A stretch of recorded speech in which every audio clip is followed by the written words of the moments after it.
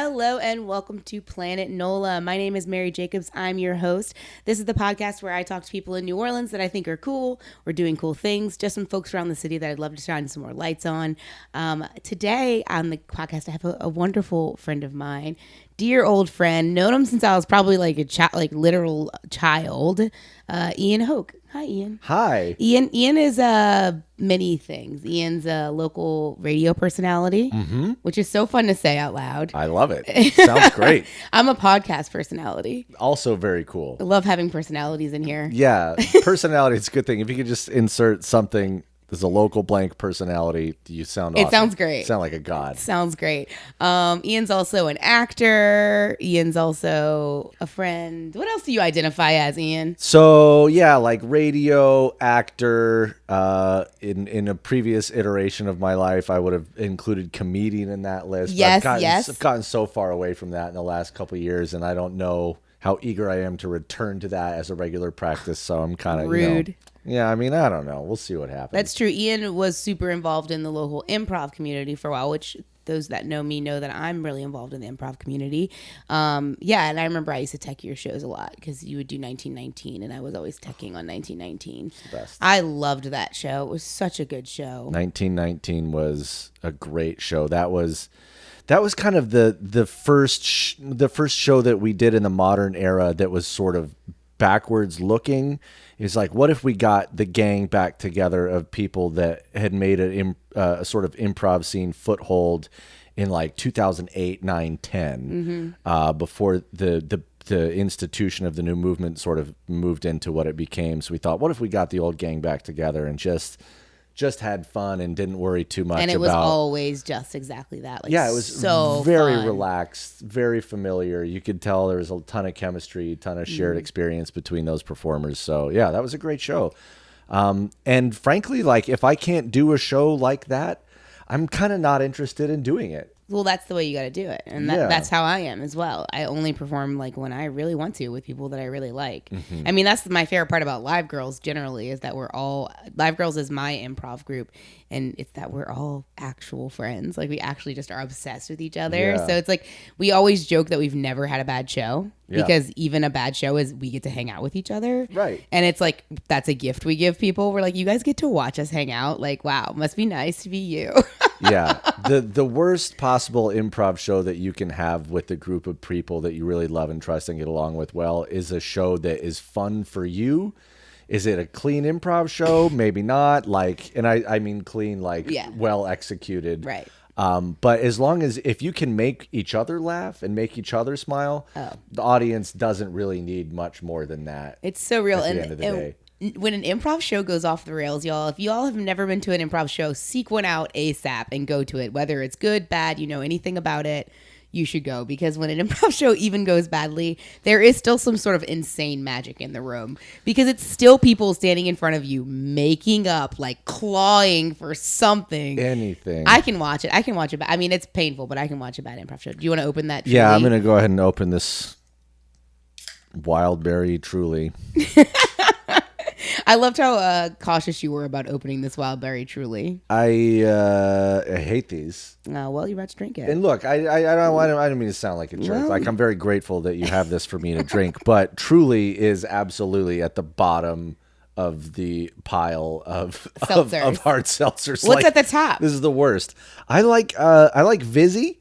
And I like the Paradise Park ones. I like the Rocket Pop. Oh, I've had that. That one's really good. Yeah, I like Rocket Pop a lot, and they have the lime cucumber one from Paradise Park. Those are all pretty tasty. I'll do a White Claw for sure. I got no problem with White Claw, especially like they got the iced tea flavors. So you can have like a mango iced tea White Claw or like a raspberry iced tea White Claw, and those are really good. That does sound good. And then way down here is the Truly.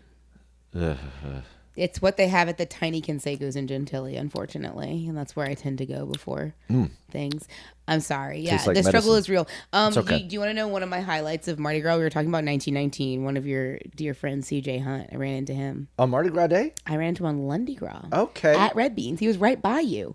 I know. I assumed you had seen him because I had seen you right You mean after Dead Beans. Dead Beans. Yeah. Yeah. The Mid-City one. CJ was in that? No, he would have been in Red Beans in the Marinee. I don't think he was in anything. He was just at the after party Okay, where I he was ran into watching. you. Yes. Ian got engaged on Lundi Gras. Yep. It was very cute. Yeah. It was before the Red Beans or Dead Beans. And you made a sign that said, Ariadne, will you bean my wife? "Aw, how Yeah. cute. A nice bean pun." Oh, the whole thing is just bean puns all the way down. I'll share this with you real quickly. When I placed that order, it's a big 16-foot banner. It says, Ariadne, will you bean my wife? I got it printed at Walgreens. And I placed the order at 9:30 at night or something. And 10 minutes later, I get a phone call from a number that I don't recognize, which I never, ever answer. But for some reason, I was thinking, okay, I better just pick this up. And it's the woman from the Walgreens Photo Center. And she says, is this Mr. Hoch? And I was like, this is Mr. Hoch. What's up? And she said, I'm just looking at your order, and I just want to make sure it says bean my wife, right?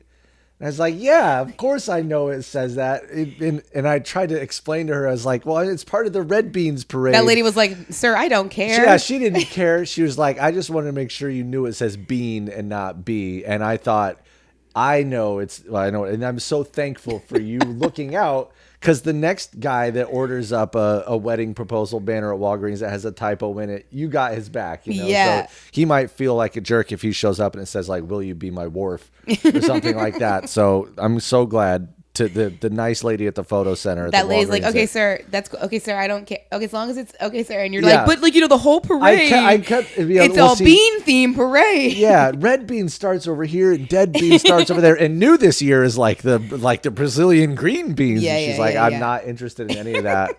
I want to just get back. She did to her printing the service. banner. She had to do that. She did all the work.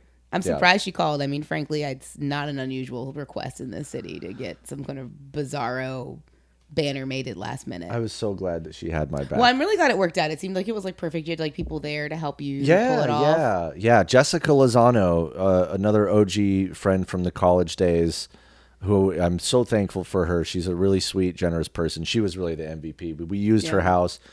And I just said, I dropped off the banner. I was like, hey, just jump out with the banner. She said, okay. And she jumped out with the banner and the champagne and the confetti. Yeah. And there's a little circle of tulle on the ground. And everybody was totally organized. And it was great. Thank you, Jessica. Wow. It turned out so friggin' cute. Yeah, the pictures came out good. Yeah, I remember you had kind of mentioned, you're like, maybe it's happening soon. And I was like, I can't fucking wait. I knew you were going to pull it off, whatever it was. Yeah. You did a great job. Good job, Jessica, also. Give credit where credit's due.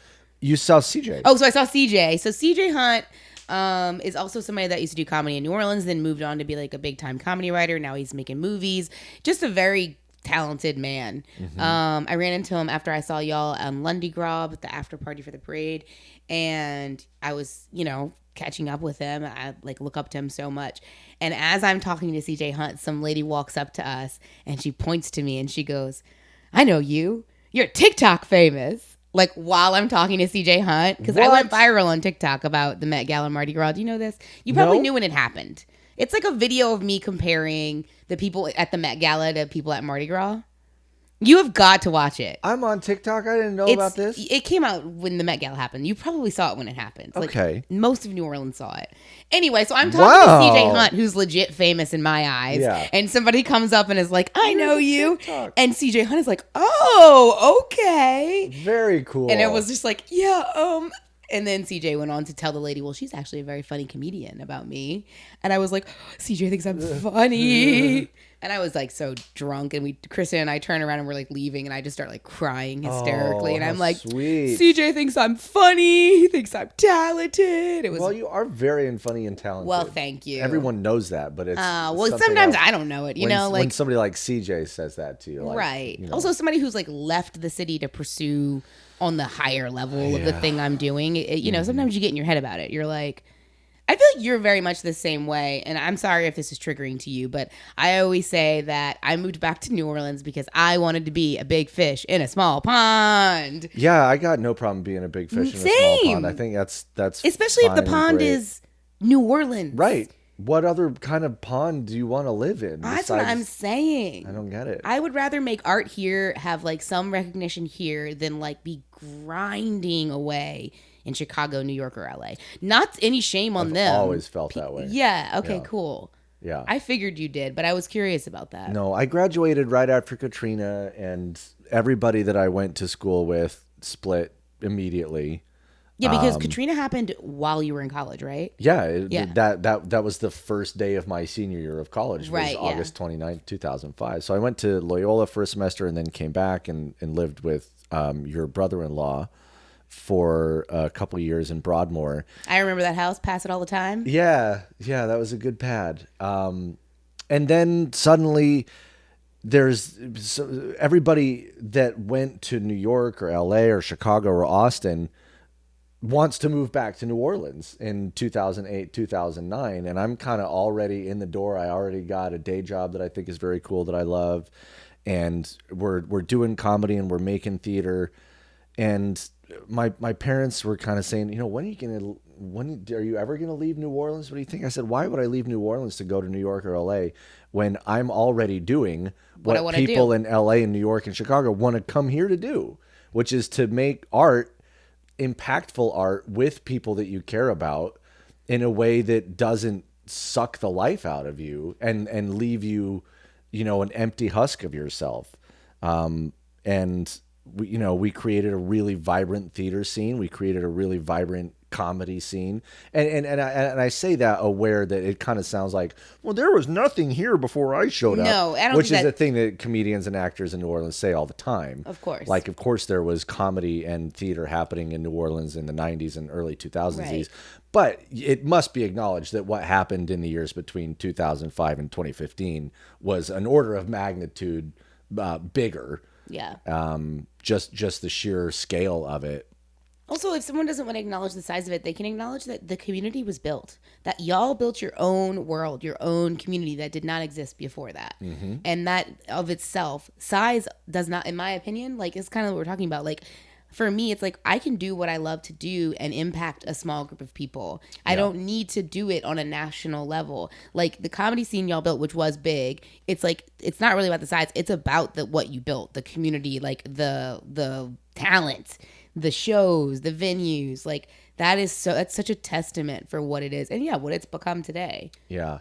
I think I reflect all the time about sort of the legacy of, what I consider kind of be like the downtown theater scene, your Cripple Creek Theater Company, your Goat in the Road Oh my production, God, I haven't Skin heard Horse Cripple Creek Theater. in so long. I know it's already 4 years ago now since we did our last show.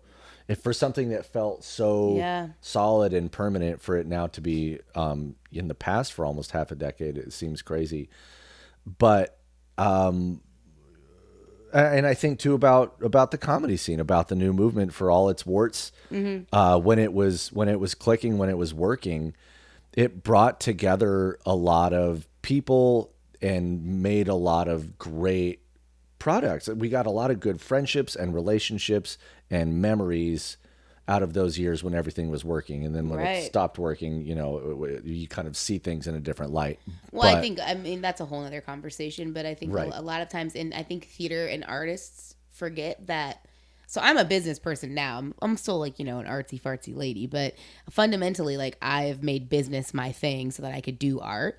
And I think what art institutions oftentimes fall into is they forget that they also have to innovate and they also have to be ahead of it. Mm-hmm. And I feel like the new movement, for example, that's a much bigger story, which I'm not getting into right now. Right. But I think a thing that they were like what they had did that I would not do is that they kind of got very comfortable in doing things one way for a very long time. Totally. And nothing works. Nothing is permanent. Nothing can work forever because everything is also changing around you. Mm-hmm. And I think arts organizations fall into that a lot because they're like, it's theater. How could it possibly change? It's like, it could change a whole lot. Like social media, people's attention spans are 7 seconds on these like apps, scrolling. So it's like constantly innovating and asking yourself kind of those businessy questions. I think people forget to do because we're like, we're artists. We make theater or think you're comedy. Exactly right. I think the act of bringing a theater company or a comedy scene into its sort of fullest form it's easy to be like, oh, that was the innovation, that was the invention, and now that we've done that, We've got it we figured just kind out. of set it and forget it, and things change very quickly. Yeah. And if you're not constantly reinventing or re-innovating, then You're gonna die. There'll be cracks will start to form, you'll and then you'll get left behind. you'll be surprised at how quickly you'll lose everything. Yeah, and that's exactly what happened. And that's happened to so many of arts organizations, theater companies. Like that story is a tale as old as time in this industry, because I think artists get very comfortable with just, this is how I make art. And it's like, yes, but there's also a business side of this that is, if you don't take it as seriously, then you're not going to get to make the art, or you're going to lose the thing you've built or whatever. So yeah, I mean, it's definitely like a balance of the worlds. But I mean, I think about what you guys did in those early days. I remember going to sketch shows at La Nuit. Yeah. And improv shows at La Nuit, which is no longer there. It was on Ferret, right? God, that was like forever ago. When was the last time you heard the words La Nuit? Like, I haven't heard someone say those words out loud in ages. I know, it's wild what used to be. In no small part because it's become, or I don't know what it was now that we're all a little bit older, but it was so uncool to remember La Nuit or to acknowledge that it existed. Yeah. Because it's kind of interesting. The woman who ran it, Yvonne Landry, is a businesswoman. Right. And she did, I think, the best job that she could do to establish that beachhead at a time when nobody was doing like institutional comedy in New Orleans. Where like there were a few improv teams around, and some people had like a recurring stand-up set, but there was no like one place where you could go that was a one-stop shop. So she said, I'm going to do this. I'm going to fight really hard to expose my students to show business types. I'm going to fly people in from Chicago. I'm going to fly people in from LA, and kind of like make this a scene. And she did all that. Yeah. She did a great job of that. And that's where a lot of us met. That's where I met CJ Hunt and on and on and on. That's where I met Chris True and Tammy Nelson, who went on to create the new movement together. But then at the same time, like La Nuit felt kind of cringy and lame, and we started to have a bad relationship with Yvonne. Yeah, it sucks. But looking back at it now, like, thank God we had that. Thank God that she put that effort in and tried really hard to create something that worked for everybody.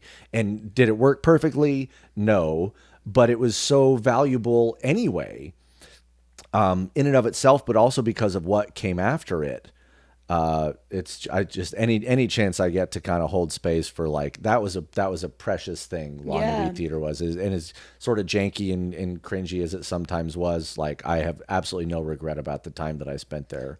In today's information age, there is no reason why these organizations and these institutions can't just be innovating and like building. And hopefully, I believe like Big Couch, which Carrie, my producer, is starting up with Scott. They are, I really think that they've got their head on right, and they're trying to approach this from an angle that's not been done before.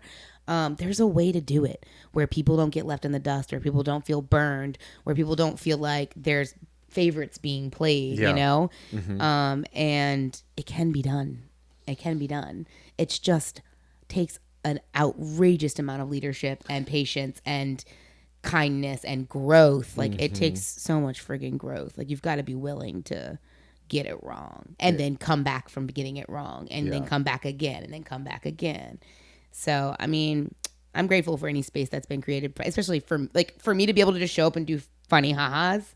I'm like, give me more of this. I just want to walk in and be stupid. Yeah. I don't want to do all the work to put it together. I just want to show up and just make let people me make laugh. A fart joke on a stage in front of 35 people in the hallways.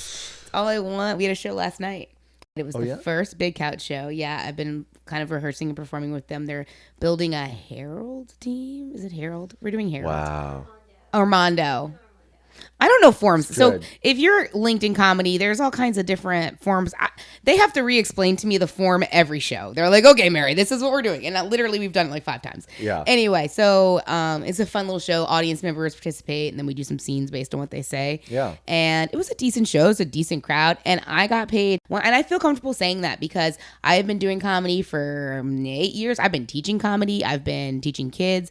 And they're kind of flipping the way things are done, where it's like, we're going to pay the venue out. We're going to pay everyone that helps us, and we're going to pay the performers. Like, as soon as everything's paid out, we get paid. All of us get paid. And they pay themselves for marketing. They pay themselves for their time. And the idea is that shows should cost money. If you want to come watch comedy, you have to pay for it. Yep. And then ideally when classes start, the goal is to keep class costs low, because that's where you're going to cultivate the talent to have those great shows, to be able to put a price tag on it that you feel confident about, you know? And last night I thought it was 10, but it was a $15 show. And the show was great. It was worth $15. You know what I mean? So it's like putting that price tag on the audience to be able to consume it with, some leeway for maybe students or people that want to have access to it. Yeah. Then the performers can actually get paid, and it helps us be able to not feel totally burnt out. Did you ever do stand-up? I tried stand-up like exactly 3 times and didn't love it, and am a bad writer. So Is it because you're impatient? I don't, yeah, I guess it's difficult for me to like sit down with a notepad and think of 5 minutes worth of funny things to say. I have had to do that a couple times, like when you MC an event. And you're like, well, you gotta warm up the crowd. And I was like, okay, That's mostly crowd work. I'll do a tight 5. Yeah. And that's easy because it's like, hey, welcome here to the Emerging Chefs Challenge. Yeah. Here's 5 jokes about chefs, 3 kitchen puns, and now introducing your host. Like, that's it. I can write that. I very love easily. MCing. Do you like MCing? I love MCing. Oh my I've God, MC'd all kinds of stuff. Me too. Yeah. Weird stuff too. It's great. I'm looking forward to doing more of that. Ian, we have to take a break. Okay, let's take a break.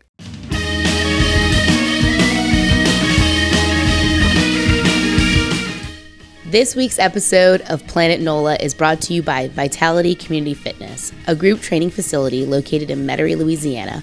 Vitality prioritizes their members with accessible workouts for anybody.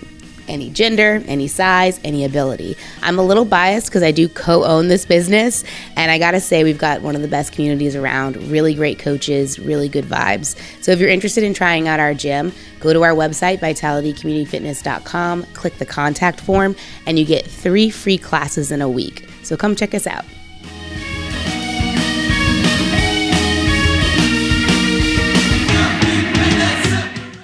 Hello, we're back to Planet NOLA. I'm your host, Mary Jacobs. I'm here with my pal, Ian. We've been talking about comedy, theater, making theater and comedy, and the ins and outs of the world that, I mean, honestly, I feel like I stand on your shoulders as a performer in this city because I'm a bit younger than you, and I came back to the city after you had been here for a while, and you're one of the many people that like laid that groundwork for me to be able to come in. So thank you. That's good. That's good to hear. My peers, I think, I don't know if anyone else feels this way, but I feel a lot like, what was my legacy? Like, I put in so many hundreds of hours of work into making sure that we had a robust and healthy theater scene. And now it's unclear what the payoff of that was, especially since the pandemic has quite killed the New Orleans theater scene through attrition and just financial challenges, people moving away, people starting families. It looks nothing like it looked 8 or 10 years ago, and I don't know that it ever will. And so I'm pleased to hear that, at least in your regard, speaking about comedy specifically, because there's some overlap there, that you can say, oh, you know, I stood on the shoulders of people that came before me. That's really nice to hear. Actually. Yeah, and like this podcast exists because of my experience primarily with comedy. I mean, that's how I know Carrie. That's how that's why I have the skill set to do this, I think, is my improv history. So yeah, and I mean, I understand the like feeling of kind of being like, what's left? Because it really has changed a lot. The community, the scene has just changed. In part to COVID, just in part to people growing up, like stuff is just changing. But the fact of the matter remains is that there's been a lot of people that have consumed stuff that you've been a part of specifically that it has changed them in whatever ways you might want to consider big or small. And Cool. that doesn't negate that alone is the reason the work existed. Whether or not there's going to be like a huge, thriving, award-winning theater scene here forever, that could happen again. It could not happen again, but that doesn't change the fact that like you did the thing and that it made an impact, whatever that impact might be. Awesome. It's like you don't have to, everything dies, like things live and die all the time. Something else will be born. Who knows? Maybe the next thing will be even more wonderful, more interesting, more vibrant than we ever could have imagined. That would be nice. Yeah, I mean, and that's my. I mean, New Orleans deserves it. I just choose to hope. I just choose to hope and believe that like whatever is on the forefront is just as beautiful, if not more, which is exciting. Absolutely. I'd really love to talk about WWL. Okay. Can you explain to people what WWL is? WWL, which is turning 100 years old good God. at the end of the month, is a 50,000 watt AM radio station. It also has an FM radio station that we simulcast on. This is relevant because there's maybe, I'm going to say 8 to 12 radio stations in the country that have a signal that powerful. It goes to 38 states at night. Whoa. Yeah, which is kind of crazy. Like right here in New Orleans, we have a radio station that covers most of the continental United States, and we kind of don't really think about that very often. But now we will. During the Cuban Missile Crisis, WWL was kind of nationalized in a way and used to broadcast Spanish language propaganda into Cuba. Whoa. Somebody more scholarly could tell you that the rise of reggae music is in part due to the fact that WWL was one of the few American radio stations that you could pick up in Jamaica and other parts beyond in the Caribbean, where they would hear Louisiana music in the early 20th century and they would replicate what they heard on the radio, and that eventually became reggae and calypso music. That's wild. Another reason WWL, has this incredible legacy. It's the official radio station of the New Orleans Saints. It's the official radio station for emergency management efforts for the state of Louisiana. So between Saints and it's also it's the flagship station of the LSU sports radio network. So between LSU and the Saints and the government, it's a really big, important radio station. Has the largest radio news team in the Gulf South, and I have worked there since 2006. Was that your first job out of college? It was my first job that had something to do with what I studied. If we're being very technical, my first job out of college was working at Cafe Luna as a barista, which I loved. I would be happy to be a barista. I loved being a barista. I think being a barista is the best. A couple of months ago, I said to Kristen, should I just be a barista like one day a week? And she was like, no. Yes. I don't have any time. She's like, where are you going to squeeze that in? I was like, great question. From 6 to 1 p.m. on Sunday morning. Nice. Whatever. It's so nice to just make coffee and see people. Make people's days with just like a cup. Yeah, just here's a smile and the caffeine, your drug today. Yeah. And people really like that. But no, I applied to work at WWL Radio because after Katrina, there was no television, and it was sort of the nascent days of Web 2.0. We didn't really have social media in the way that we do now, but we had terrestrial radio, and WWL took on this outsized role in both the moment to moment emergency of Katrina, but also the rebuilding period that came right after. And I kind of got swept up in that. I applied for a job there. I started out working as an overnight board operator. I did that for just a few months before I got promoted and became a daytime producer. I worked in the newsroom.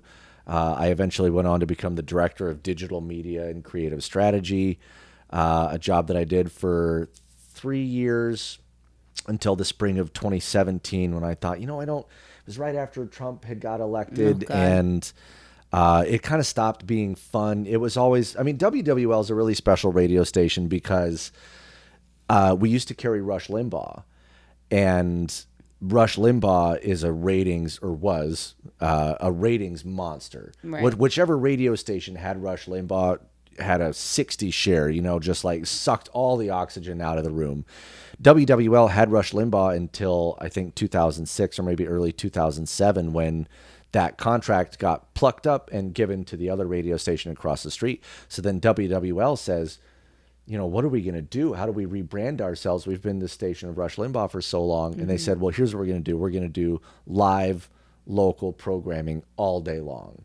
And it's not going to be about partisan politics and snipery like Rush Limbaugh was necessarily, but it'll be about what's really relevant to people in our community as they put their lives back together. Right. We're going to put a strong focus on coastal restoration and environmentalism and a sort of like middle of the road approach to partisan politics. The audience leans fairly conservative, but demographically speaking, the audience that's listening is really quite diverse. Right. Young, old, black, white, liberal, conservative. So it's been a really exciting place to work for all those years because there's no radio station in America that's like that. Let's talk about what's happening in our families and in a way that's not mean, sort of like red meat radio. Right. Liberal radio doesn't really work. Liberals don't respond to talk radio programming in the same way that conservative audiences do, and that's not necessarily a judgment statement or a pejorative Well, I feel like thing. the liberal audience is listening to podcasts. Yeah, I mean, especially now. Certainly, you may remember they tried Air America radio in the late 2000s, and it failed because liberal audiences don't listen to talk radio and kind of respond to like the dog whistle politics that were popularized by people like Rush Limbaugh and Charlie Sykes and Laura Ingraham, and then that gets us into the modern era of Fox News and on and on and on. But it's been a really interesting place for me to work because it does expose me to some contrarian political philosophies that I really would not be exposed to otherwise, some of which are more valuable than others, but everything you learn a little bit. And either you learn something new that's actually valuable, or you learn how completely intellectually vapid some of these people are, and you learn how to counter them and or ignore them. Right. I would say that would be a fine art for me because I don't know how to not just go at it, you know? Yeah. It's been interesting for me to kind of, and now as I have a sort of show, I'm the sort of wacky but lovable co-host of the afternoon talk show.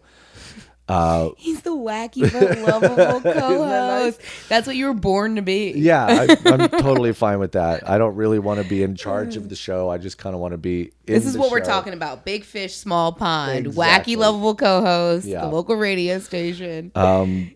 I have a sort of gift, I think, of talking to people with whom I have real particular disagreements in a way that is disarming without being disingenuous or divisive or That's the goal, man. That's my goal. I don't think I always nail it, but I think that is the goal. I don't think there's anything wrong with aspiring to do that, and also recognizing when that's impossible or recognizing when you may not be able to achieve that. I think people are so afraid of conflict generally. Absolutely. And nobody wants then to the conversation doesn't even start. And disagree. it's like the conversation should start though. We should have some disagreements. When the Confederate statues were coming down, I went out to all those protests and I made sure to walk right up to the guy with the Confederate flag or the woman saying, protect our monuments or whatever, and having what I thought was a really fruitful, respectful conversation with them. And there were times, and I didn't realize I was doing this, but my then girlfriend, now fiance, is kind of watching me have those conversations. And she tells me afterwards, she's like, do you realize what you just did? Yeah. And I'm like, no, I was just kind of talking with them. I was just kind of sharing with them what I think about stuff. And she's like, I think you really made a difference. I think made a difference is a strong choice of words, but like they heard you.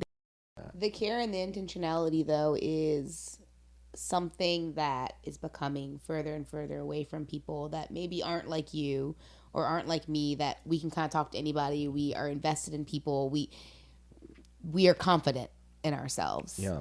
That is becoming less and less the story, because I think an intentional structure of capitalism is to make people individualistic. And why do caring and intentional conversations with strangers that you disagree with when you could remain in your bubble, remain isolated with your thoughts, think you're right, and not have to have any hard feelings or conversations with anyone ever?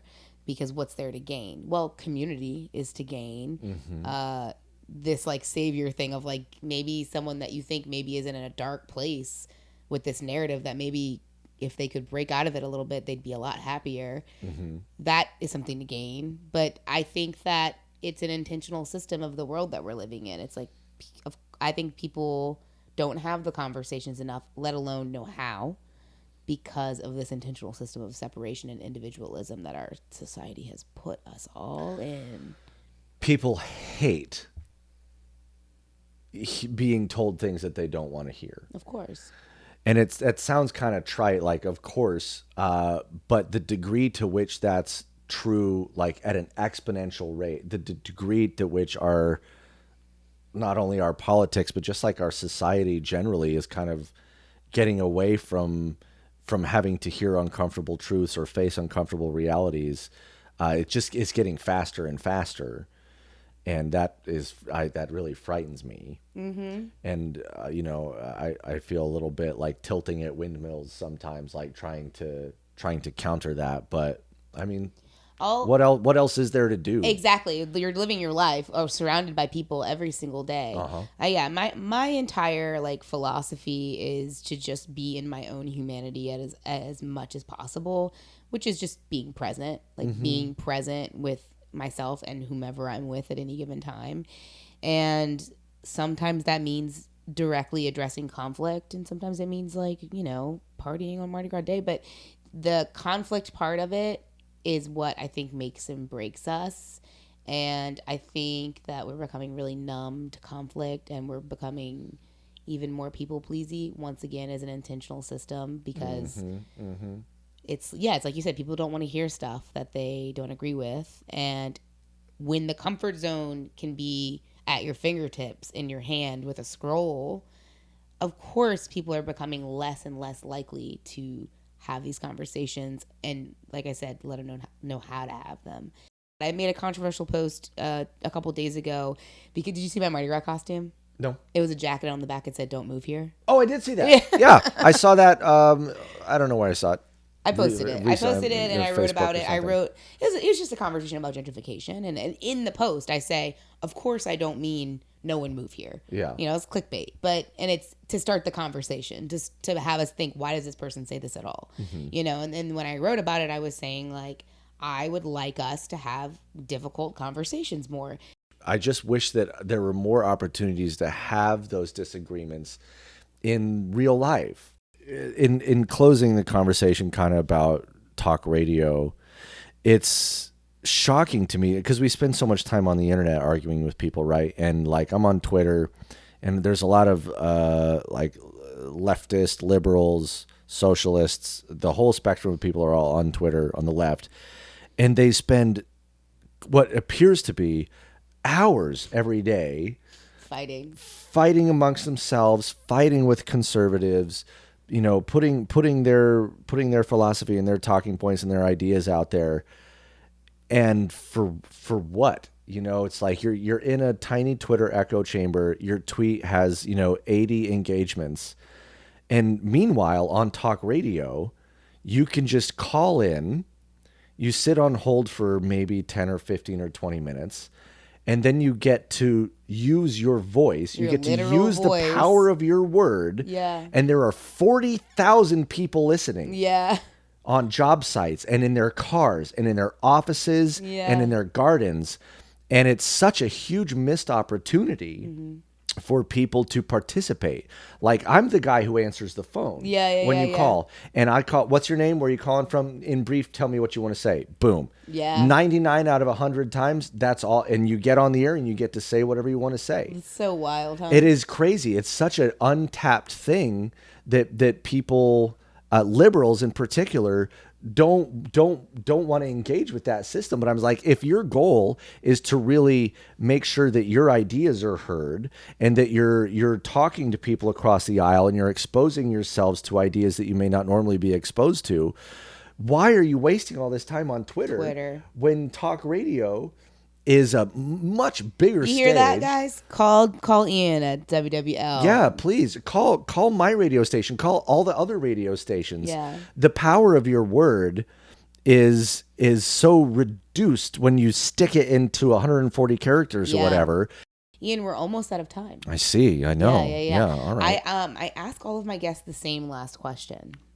Yeah, it's a very difficult question. Basically, like, the concept of the podcast. You know what I do here. I just want to talk to people doing cool, interesting things, living in New Orleans, from New Orleans.